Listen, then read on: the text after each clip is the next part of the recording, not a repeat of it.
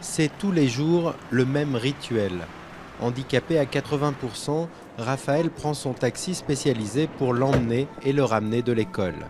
À son arrivée chez lui, autre rituel, fermer systématiquement toutes les portes. Ne crie pas, Raphaël, ne crie pas. Crier, Raphaël le fait encore régulièrement.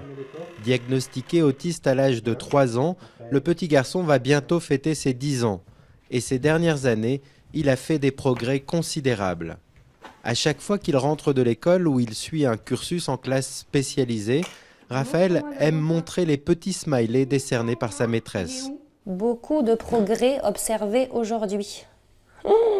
Là, tu avais eu des méga bons points là.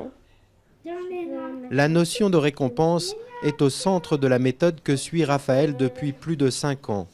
Appelée ABA ou Analyse appliquée du comportement, cette méthode née dans les années 60 n'a été que récemment diffusée en France.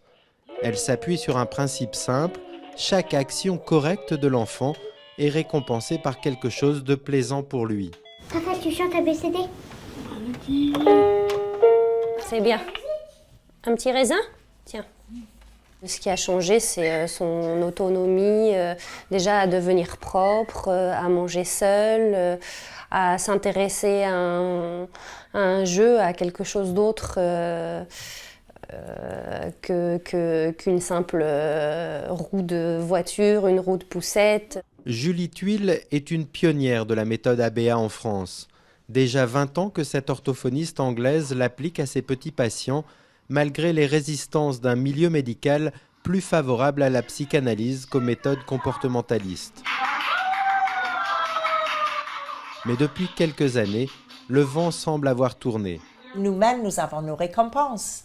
Après 1 heure et demie de travail, on aime bien aller boire un petit café, ou aller voir les collègues, discuter avec eux, aller prendre l'air. Pour les gens qui fument, fumer une cigarette. Donc, c'est pour ça que je vous dis, l'approche ABA n'est pas quelque chose qui a été créé pour des enfants diagnostiqués autistes. C'est une façon de vivre. Depuis 2012, cette approche est recommandée par la Haute Autorité de Santé en France. Mais elle reste encore à la charge des familles, autour de 3 000 € par mois pour un programme intensif. De quoi priver de nombreux enfants autistes d'une chance supplémentaire de marcher vers une forme d'autonomie.